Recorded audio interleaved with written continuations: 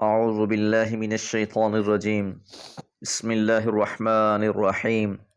ولو قاتلكم الذين كفروا لولوا الأدبار ثم لا يجدون وليا ولا نصيرا. سنة الله التي قد خلت من قبل ولن تجد لسنة الله تبديلا. وهو الذي كف أيديهم عنكم وأيديكم عنهم ببطن مكة من بعد أن أظفركم عليهم وكان الله بما تعملون بصيرا. سورة الفتح آیات 22 سے 24۔ ولو اور اگر قاتلکم الذین کفروا قتال کرتے تم سے، جنگ کرتے تم سے وہ لوگ جنہوں نے کفر کیا ہے، لَوَلَّوُا الْأَدْبَارَ ضرور وہ پیٹھ دکھاتے۔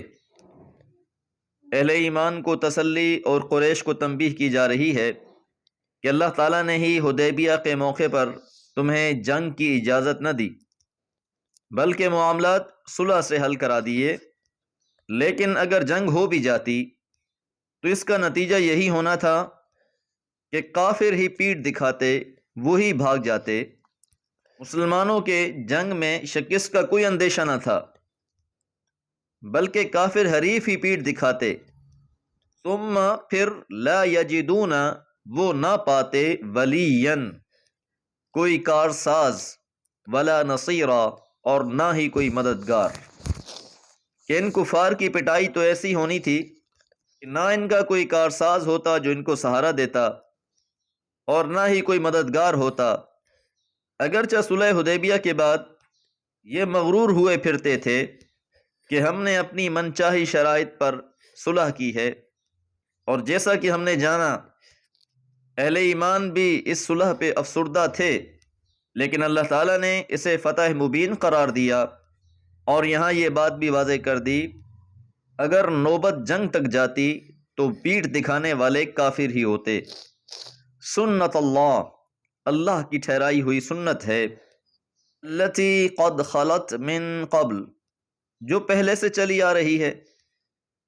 اور یہ سنت کیا ہے کہ اللہ تعالیٰ رسولوں کو جب کسی قوم کی طرف بھیج دیتے ہیں، پھر تکذیب کرنے والوں کا انجام بد ہوتا ہے، انہیں ایسی مار پڑتی ہے کہ ان کے لیے کوئی جائے پناہ نہیں رہتی، اور یہ اللہ کا اٹل اور حتمی فیصلہ ہے، اس میں کوئی تبدیلی نہیں ہے۔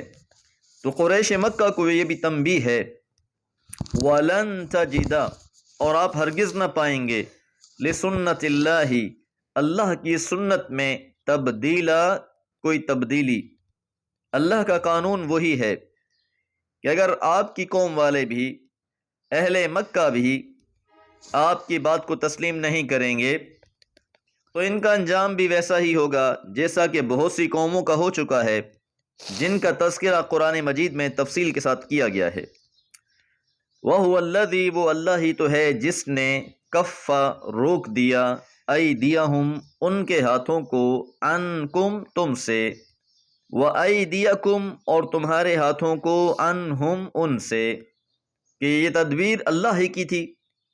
اس موقع پر اللہ تعالیٰ نے جنگ نہ ہونے دی، بلکہ کافروں کے ہاتھوں کو بھی روک دیا اور اہل ایمان کے ہاتھوں کو بھی روک دیا، بے بطن مکہ تھا وادی مکہ میں، اور یہ اشارہ حدیبیہ کی طرف ہے، یہ بالکل مکہ کے دامن میں ہے، اسی وجہ سے اس کو بے بطن مکہ تھا سے تعبیر کیا گیا ہے۔ تو اس موقع پر جو جنگ کی نوبت نہیں آئی تو یہ اللہ تعالیٰ کی تدبیر کا کرشمہ ہے۔ اب اگر جنگ ہوتی بھی تو غلبہ اہل ایمان کا ہونا تھا، لیکن حکمت الہی کا تقاضا یہی ہوا کہ ابھی یہ جنگ نہ ہو، اس وجہ سے اللہ تعالیٰ نے ان کے ہاتھ تم سے اور تمہارے ہاتھ ان سے روک دیے، من بعد اس کے، ان اظفرکم علیہم تم کو ان پر غلبہ دے دیا۔ اخلاق کے لحاظ سے تمہاری برتری ان کے مقابل میں نمایاں تھی، عزم اور حوصلے کے اعتبار سے تم ان پر حاوی رہے، قریش کو جب مسلمانوں کے جوش جذبے کی اطلاع ملی، جس کا اظہار انہوں نے رسول اللہ صلی اللہ علیہ وسلم کے ہاتھ پر بیعت کرتے ہوئے کیا، تو کافروں کے اعصاب ڈھیلے پڑ گئے، لہذا انہوں نے وفد بھیج کر صلح کی بات چیت شروع کر دی، جس نے اس بات کو واضح کر دیا کہ اب ان میں مسلمانوں سے مقابلہ کرنے کا دم خم نہیں ہے۔ اسی وجہ سے انہوں نے معاہدے میں یہ بات خود تسلیم کر لی کہ اگلے سال جب مسلمان عمرہ کے لیے آئیں گے تو وہ 3 دن کے لیے مکہ خالی کر دیں گے تاکہ کسی قسم کا تصادم نہ ہو۔